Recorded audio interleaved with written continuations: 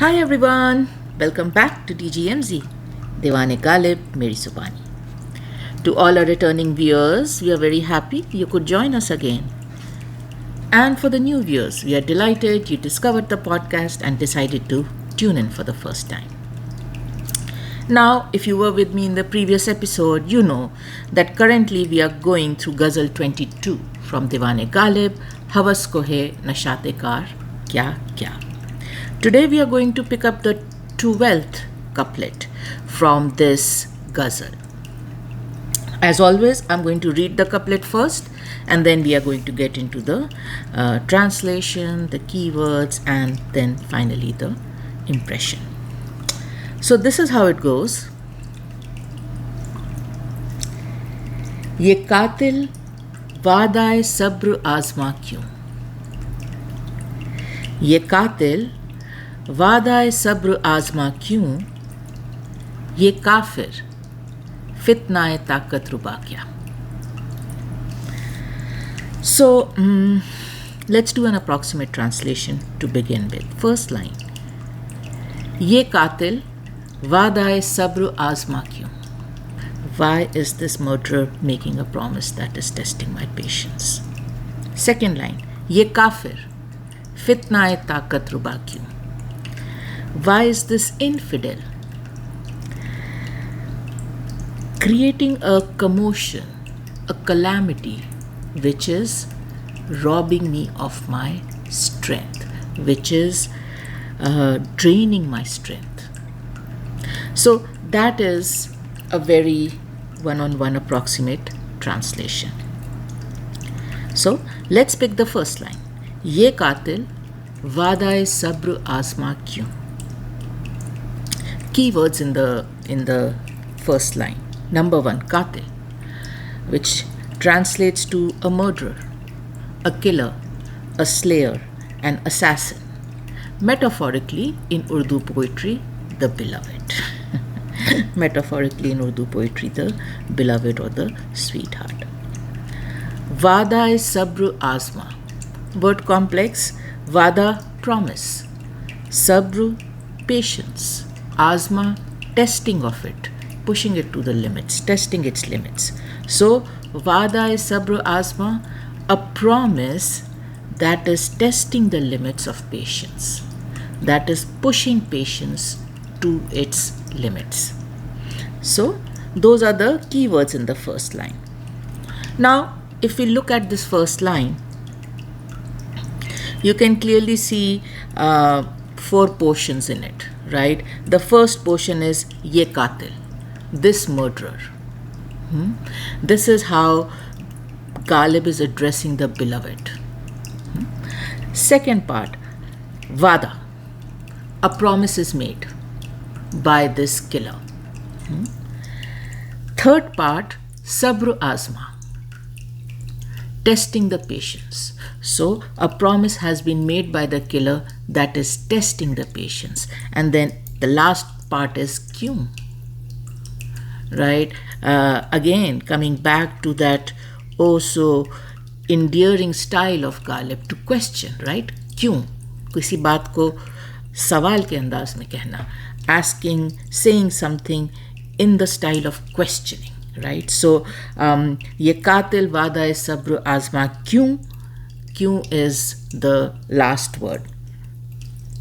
Now, in the first line, Ghalib is addressing the beloved, like I said, calling her the murderer, the slayer, the executioner.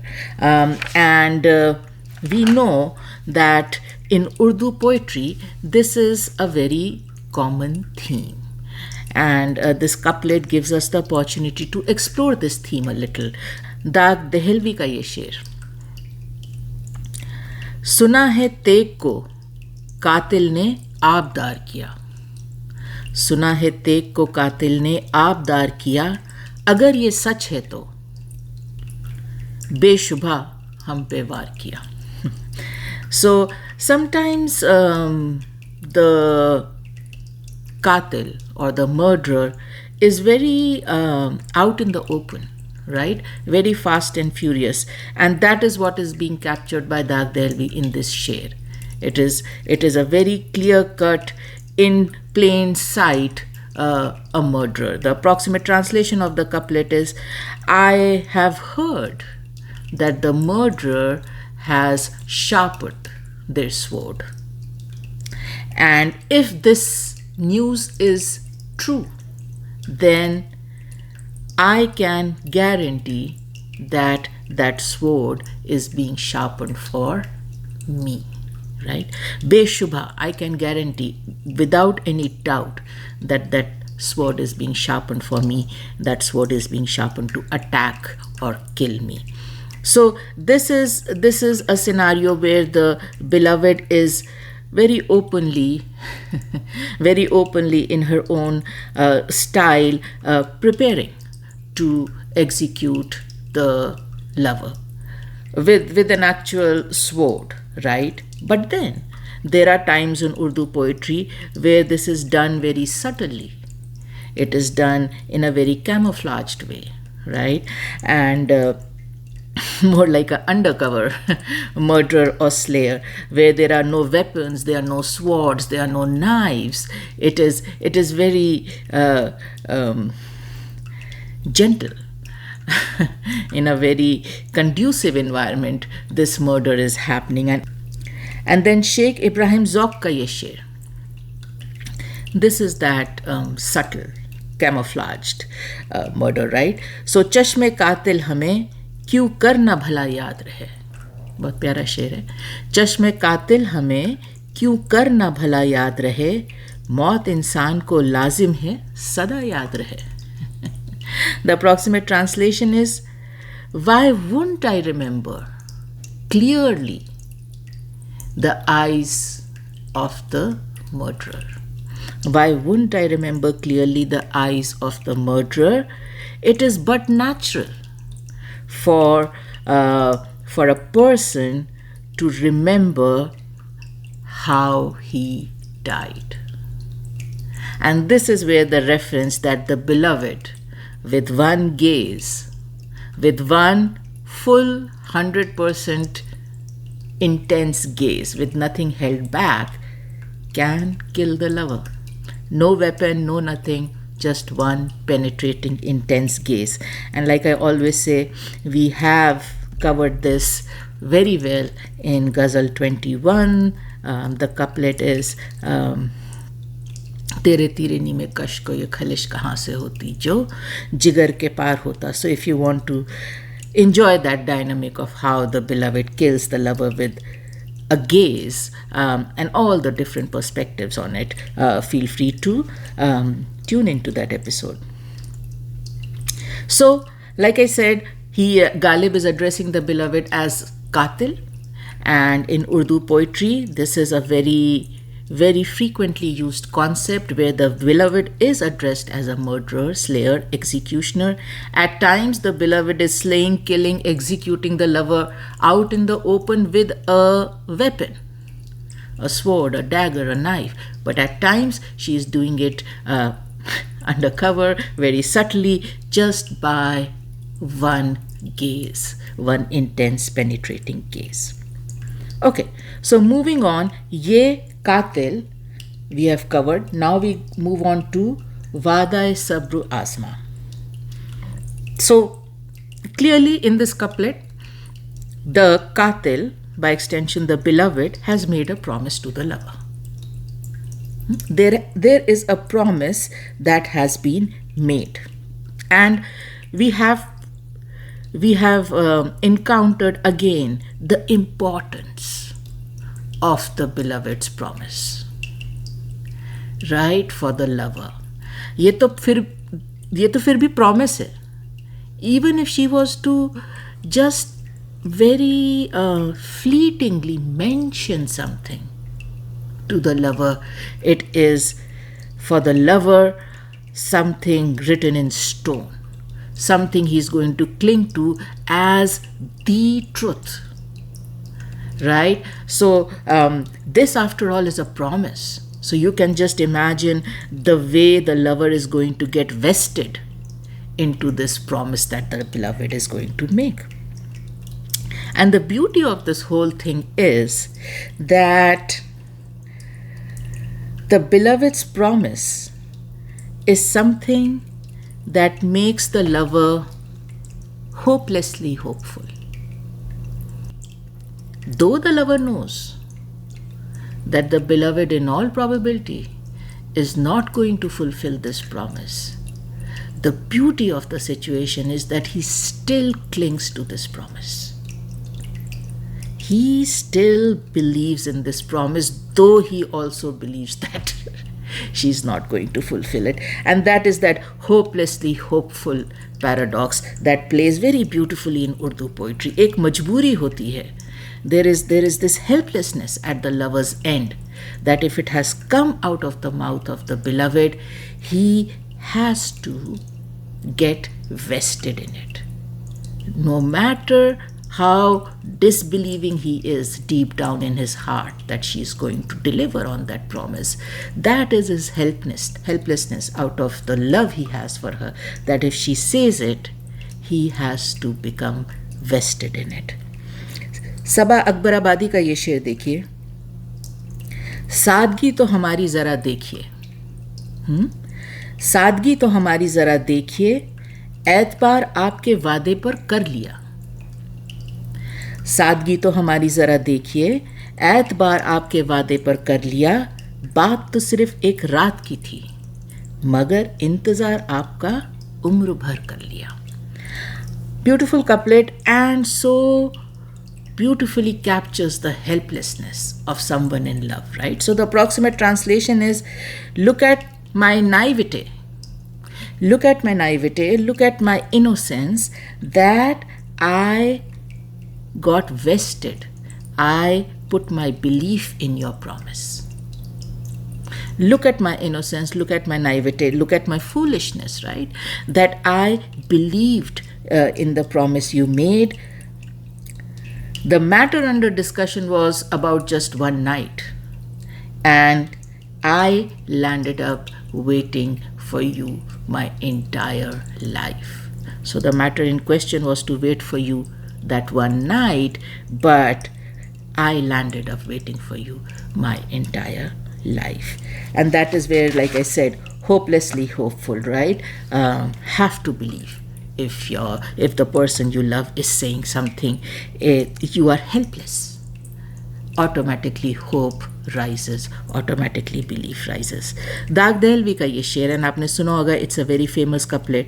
गजब किया तेरे वादे पे एतबार किया, गजब किया तेरे वादे पर एतबार किया, तमाम रात कयामत का इंतजार किया. Again, the same scenario playing out. The approximate translation is, I did something unthinkable. Ghazal. I did something unthinkable when I believed your promise. It was unthinkable on my part to believe in your promise, and because of that unthinkable act done by me, all night I waited for the calamity to happen, for the doomsday to happen, by extension for you to arrive, which of course she did not. So again, the same theme playing in this couplet also. So the beloved's promise is irresistible. Simply put, beloved's promise is irresistible, and though the lover usually cannot trust it, he sure does cling to it like a lifeline.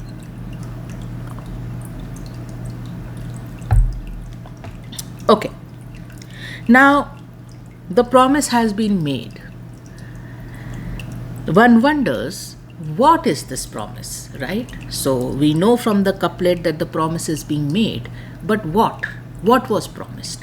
And that is where you start thinking, well, the promise is being made by a murderer, right? By a slayer, by an executioner. What can a murderer promise you? What can a slayer promise you? What can an executioner promise you, offer you, guarantee you? Well, the murder, the execution, the slaying. एक कातिल आपको कत्ल ही guarantee कर सकता है, कत्ल ही दे सकता है, वो ही है उसके पास आपको देने के लिए.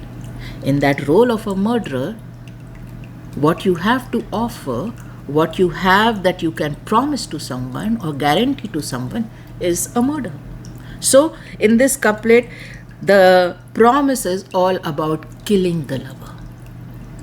The promise is all about executing the lover.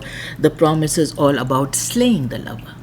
Now, on a normal day, this can sound very weird, very strange. A murderer promising someone to murder them.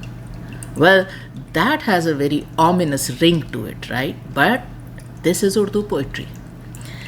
In the world of love in Urdu poetry, or I should say in the world of unrequited love in Urdu poetry, the lover wishes to die at the beloved's hands.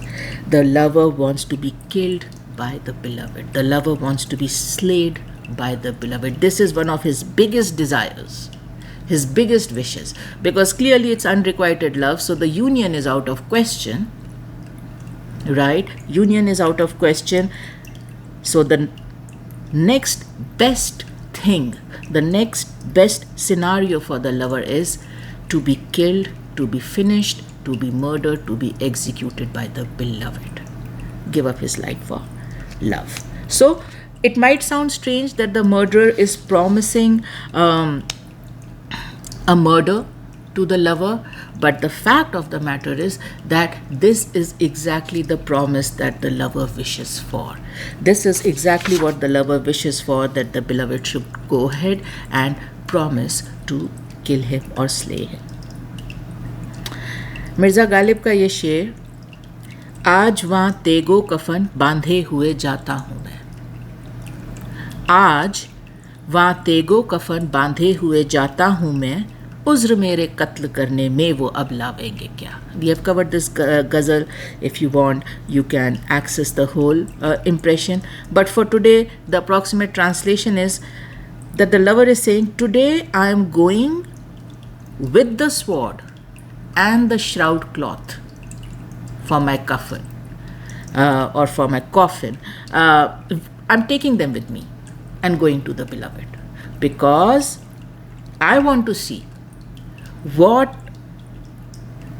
excuse will she have now in killing me, because it seems that the lover has been requesting the beloved to kill him, but the beloved keeps dilly-dallying, right? She's not killing him, she's not executing him. So Ghalib says, today I'm going to take the murder weapon, today I'm going to take the shroud or the cloth for my coffin, today I'm going to take everything that is required to be killed, and for that matter to be buried after being killed. And I will tell her, look beloved, I have come all prepared, go ahead, do what I have been requesting you to do. Just to emphasize the fact that this is the lover's wish.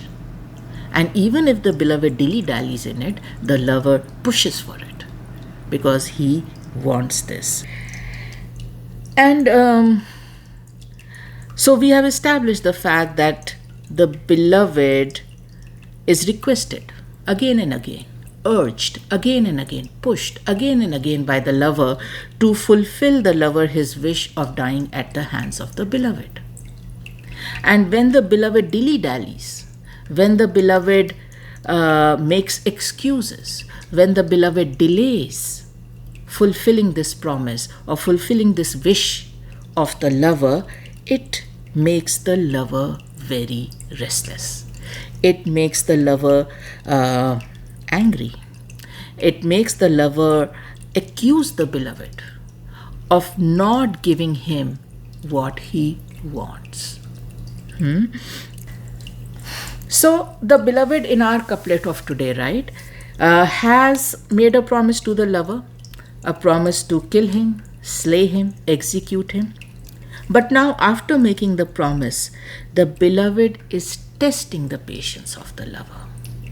Sabr-Aazmaa, right? She's testing the patience of the lover by not fulfilling her promise.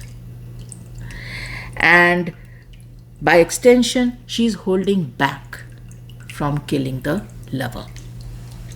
And this is the situation which Ghalib is capturing. This perplexing, agonizing scenario for the lover, where it makes the lover say, "Oh murderer, why would you make a promise? And then test my patience by not delivering on that promise. Why would you do that to me? Why would you make a promise like that to me? That you are going to kill me, you are going to slay me, I'm going to die at your hands." Right? You made that promise to me and now you are dilly-dallying. That promise of yours, which stays unfulfilled, is testing my patience. Why are you doing that? Why are you making me go through this hell? Sabr-Aazmaa kyun? Why? Right? Why? गुलजार का आप ये शेर देखिए, सब्र हर बार इख्तियार किया, सब्र हर बार इख्तियार किया, हमसे होता नहीं हजार किया. Beautiful couplet. And the approximate translation is, every time I geared myself up to be patient, every time I tried to be patient, but I was unsuccessful. I tried 1,000 times, and 1,000 times I was unsuccessful. I just could not bring myself to exhibit that patience which the beloved was demanding. दाग दहलवी का ये शेर, दिल ही तो है ना आए क्यों, बहुत प्यारा शेर है. दिल ही तो है ना आए क्यों, दम ही तो है न जाए क्यों. दिल ही तो है ना आए क्यों, दम ही तो है न जाए क्यों, हमको खुदा जो सब्र दे, तुझसा हंसी बनाए क्यों. The dilemma of the lover, right? So the approximate translation is, this is a heart, right? Why would it not fall for someone, right? This is a heart. Why would it not fall for someone? This is life. Why would it not leave me, right? Now, if God has given me patience, my question to him is, why has he given you this beauty?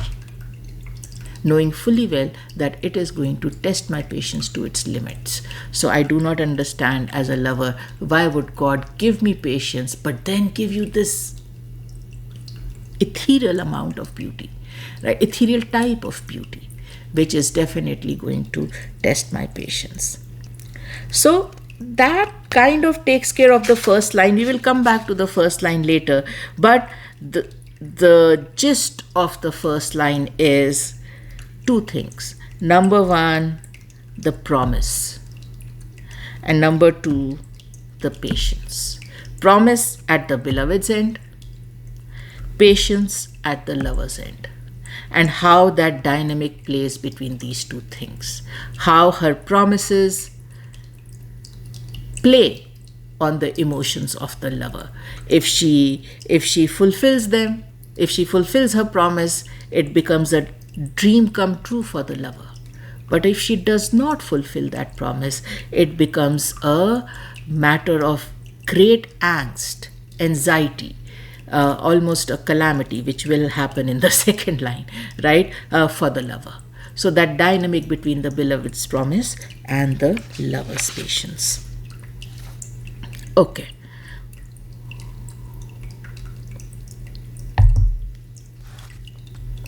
Let's move on to the second line. ये काफिर फितनाए ताकत रुबा क्या. Let's pick the keywords. First word, kafir. Now kafir by translation is an infidel, an impious person, a faithless person, unfaithful person. And then fitna. Fitna has a huge range of usage, right? It can be as small as a commotion, but then it can be as big as calamity, doomsday, judgment day itself. So there's a range of usage for it, and it can go from a small commotion to a full-fledged calamity. Taqat is strength. Taqat ruba means something that is going to make demands on your strength. By extension, something that is going to steal your strength, something that is going to rob you of your strength, something that is going to drain you of your strength. So, fitna-e-taqat-ruba, a calamity that is going to make demands on your strength, that is going to drain you of your strength, make you use your strength and hence lose it, yeah, right? Use it and hence lose it. So, those are the keywords, kafir and fitna-e-taqat-ruba. Now, just like in the first line is, Ye Qaatil Waada-e-Sabr-Aazmaa Kyun. The second line follows the exact same pattern. And what a beauty it is to watch, right? Or to read for that matter, right? So, Ye Qaatil Waada-e-Sabr-Aazmaa Kyun? Ye kafir. Fitna-e-taqat-ruba kya? So, again, the same pattern in the second line. This time he is addressing the beloved as kafir. First line it was Qaatil, second line it is kafir. So, now in Urdu poetry, the beloved is usually also addressed as kafir, just like as she's addressed as Qaatil. Now, kafir, it is a word that has its roots in the Islamic religion. So what we are going to do is explore the word from that perspective briefly, and then of course explore the word from the Urdu poetry perspective. So what does kafir mean from the Islamic perspective? The Arabic term kafir refers to a type of person who does not believe in God according to Islam. It is the most common description in Quran for non-believers or at times non-Muslims. The word kafir can also be used to imply a person who has rejected Islam, right? And hence all those meanings, right?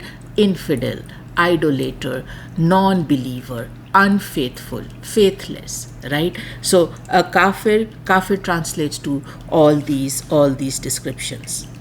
Now, very closely associated with kafir is the word kufr. And kafir is the person, kufr is the act. So again, kufr is an act of disbelief, an act of thanklessness, faithlessness, ingratitude. It's a pejorative term in Islam that refers to rejection or disbelief in God. So this is the Islamic very brief description, high level description of kafir and an associated word kufr. Kafir is the person, kufr is the act. Sheikh Ibrahim ज़ौक़ का ये शेर, जाहिद शराब पीने से काफिर हुआ मैं क्यों? जाहिद शराब पीने से काफिर हुआ मैं क्यों? क्या 1.5 चुल्लू पानी में ईमान बह गया? It's a interesting couplet, right? So the approximate translation is, O wise one, why have I been branded a kafir because of drinking wine? Tell me, O wise one, why have I been branded as a kafir, as an unfaithful one, an infidel, because of drinking wine? You tell me, can a thing as huge, as omnipresent as faith, drown in 1.5 cup of wine? If so, then I have become an infidel, but if not, then this calling me an infidel is not correct. So that is a slight overview of the word kafir, kufr, and how it plays out in the Islamic religion. Now let's come to the usage of kafir in Urdu poetry. Like I had mentioned before, in Urdu poetry the beloved is called kafir. Just keep that in mind. One way to address her is calling her kafir. Mirza Ghalib का ये शेर, मोहब्बत में नहीं है फ़र्क जीने और मरने का. One of my favorites. मोहब्बत में नहीं है फ़र्क जीने और मरने का, उसी को देख कर जीते हैं जिस काफिर पे दम निकले. And ये है lover का paradox, and that's why I love this couplet. It is so perplexingly beautiful, right? Perplexingly beautiful, paradoxically beautiful. So the approximate translation is that when you are in love, there is very little to no difference in living and dying. That statement in itself, that first line in itself is so earth-shattering, eye-opening, right? When you are in love, there is very little to no difference in living and dying. Because when you are in love, you are living by looking at that person you love, who is the same person you would die for in a heartbeat. And that is why Ghalib says there is no difference in living or dying when you are in love. Beautiful, beautiful couplet.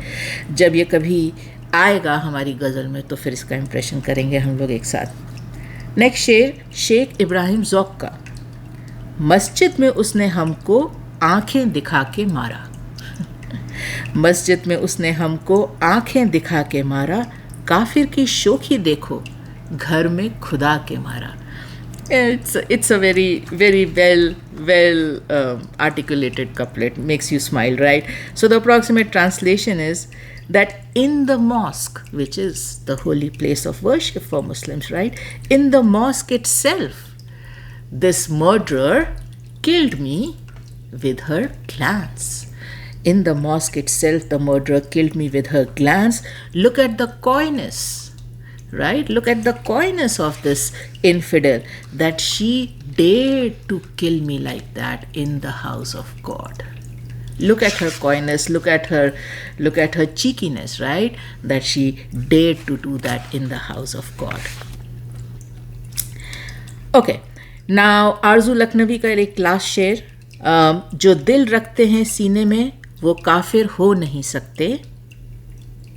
जो दिल रखते हैं सीने में वो काफिर हो नहीं सकते. मोहब्बत दीन होती है, वफा ईमान होती है. And this is a beautiful couplet, आरज़ू लखनवी का. The approximate translation is anyone with a heart in their chest. Anyone with a heart in their chest can never be an infidel, can never be faithless, can never be unfaithful, because love will reside in that heart, love will be their faith, and love will be their religion and belief. So that gives us a good insight and background context into this word kafir, infidel, unfaithful, faithless. Now, moving on, just like in the first line, the Qaatil made a promise. In the second line, the infidel is going to create a fitna. Fitna, like we covered in the keywords, is a commotion, a calamity. So, this infidel, beloved, has created a commotion. She has created a calamity. And because this is Ghalib, I'm not going to go with commotion, I'm going to go with the most hyperbolic meaning of the word fitna, which is calamity, doomsday calamity, right? That level of uproar. So the infidel beloved has created a calamity. And then Ghalib का ये बहुत प्यारा शेर, जब तक कि ना देखा था कदे यार का आलम, जब तक कि ना देखा था कदे यार का आलम, मैं मोतकीद फितनाए महशर ना हुआ था. So the approximate translation is, unless and until I saw the stature, the glory of her body, right? Unless and until I saw the glory of the stature of her body, I was not a believer in the doomsday and all the calamity and commotion it causes. But once I saw her stature, the grace of it, right, the beauty of it, I started believing in the calamitous doomsday, because that is the type of impact this beloved has on me. Never before had I experienced it, only after seeing her I did. So it is not unusual for the beloved, be it a slight commotion or a full-fledged doomsday calamity, she carries in her the ability to do this or that to the lover anytime. That is the impact her beauty, her presence has on the lover. Coming back to a couplet, the lover finds the calamity, this commotion that the beloved has caused, to be draining his strength, right? Fitna taqat-e-ruba. Now, in our humble opinion, this calamity, this commotion in the second line, this fitna, is actually that unfulfilled promise of the first line. ये वही चीज continue हो रही है second line में. So this calamity is that unfulfilled promise that the beloved is delaying, by extension not killing the lover. The first effect of this unfulfilled promise we saw in the first line, where it is testing the patience of the lover to no end. The second effect of this unfulfilled promise we are looking or we get to see in the second line, where it is almost like a calamity. This unfulfilled promise is almost like a fitna, a calamity that is draining the lover of his strength, that is making huge draws, huge demands on the strength of the lover. So that kind of takes care of the second line, which is ये काफिर फितना ताकत रुबा क्या, ताकत रुबा क्या. Now that we have done both the lines, right, we should take a moment and step back and enjoy the couplet in totality, because the couplet is straightforward. It does not have a lot of layers in it, but the charm of the couplet, the magic of the couplet is the way it is designed, right? How both the lines, their themes, their story runs in parallel, how the story is connected to each other. So like I said, in both lines, Ghalib uses an endearment for the beloved. Now you will say, well, these are not very nice words. You cannot say these are endearments, Qaatil and kafir, right? But they are. When the lover addresses the beloved, he's not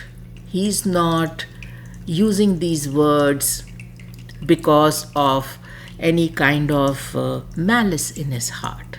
He actually genuinely wants to die at the hands of the beloved, right? This is his actual genuine desire.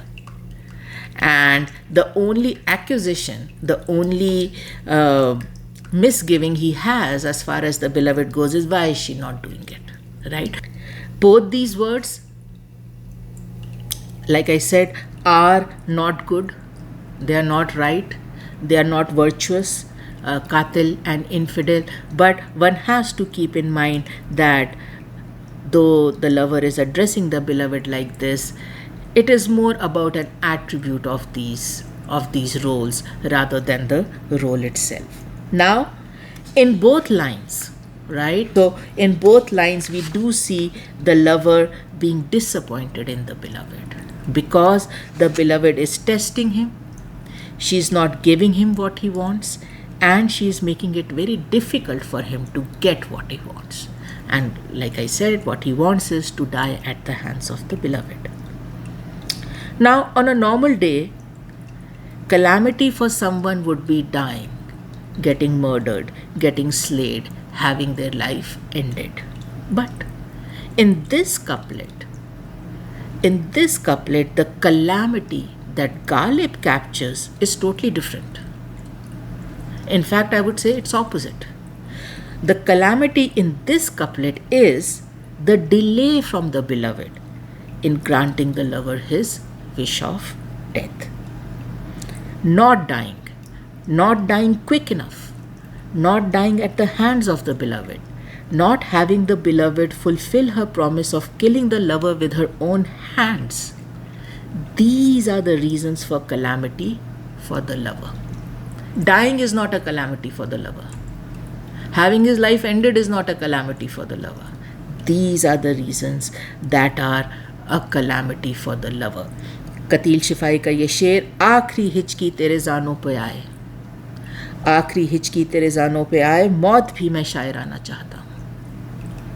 Approximate translation is, my last breath should be in your lap, because I want to die in the most glorified, regal, royal way, which is to die in your arms, to die held by you. This is the wish of the lover, right? And once again, Ghalib in this couplet, like I said, couplet simple है, बहुत ज़्यादा layers नहीं है, but काबिल गौर बात यह है that once again in this couplet, Ghalib beautifully details the sharp contrast, the huge difference between the world of normal people versus the world of the lover. ये दोनों दुनिया बहुत अलग हैं. ये दोनों दुनिया बहुत अलग हैं. In both these worlds, the rules are different. The good is different. The bad is different. Heaven is different. Hell is different. Lover की दुनिया की हेवन अलग ही है, लवर की दुनिया का आसमान अलग ही है, लवर की दुनिया की दोज़ख अलग ही है. मिर्ज़ा गालिब का आपको वो शेर याद होगा, वी हैव कवर्ड दिस गज़ल. उसका मतला है, सताइश गर है जाहिद इस कदर जिस बागे रिजवां का, वो एक गुलदस्ता है हम बेखुदों के ताके निस्या का. The approximate translation is the garden of Rizwan, the garden of Eden by extension, which everybody keeps praising about, right? Paradise, which everybody keeps praising about. For us lovers, it is a mere single bouquet that we have left in a shelf where 1,000 of bouquets of beautiful emotions are just lying and drying off. Right? That is the smallness of the beauty and glory of Garden of Eden compared to the beauty that a lover carries in his heart with reference to the beloved, the desires, the dreams, the wishes. And Mirza Ghalib का ही ये शेर कि क्या ही रिजवां से लड़ाई होगी, बहुत प्यारा शेर है. क्या ही रिजवां से लड़ाई होगी, कर तेरा खुल्द में घर याद आया. The approximate translation is, I can't even imagine the type of argument and fight I'm going to have with the angel of the gate doors of heaven, right? When suddenly I'm standing in heaven and I remember your house. I am going to fight like crazy with that angel. Why did you leave? Why did you have me leave my beloved's house and call me to this God-forsaken place? I want to go back. That is my heaven. And like I said, Ghalib, through his poetry, keeps continuously in his ghazals, keeps drawing this contrast, keeps sending out this message that it's a different world for the lover. His heaven is different, his hell is different, his good is different, his bad is different. And in this couplet, he clearly calls out the fact that even his judgment day, even his doomsday is different. For him, the doomsday is not being killed at the beloved's hand. For him, the doomsday is the beloved delaying the slaying or killing of the lover. For all you normal people, doomsday will come much, much later. For me, it has come today because I will now have to live. I will now have to live because she is delaying or going back on her promise to kill me. So that brings us to the end of the impression. ये कातिल वादा-ए-सब्र-आज़मा क्यों, ये काफिर फितनाए ताकत रुबा क्या. I hope you enjoyed the impression. As always, let us know via comments and feedback how you felt about today's episode. We are always very keen to hear your feedback. Now, for the new viewers, a strong recommendation to access the episode titled Introduction to DGMZ, simply because it will give you a good insight into the motivation and inspiration behind this podcast. The homepage of the channel has multiple playlists dedicated to ghazals and different topics. Feel free to surf through them and pick episodes to watch per your interest. Now, I'm going to end the episode. I'm sending a lot of love and light to all you dear viewers, and thanks for watching.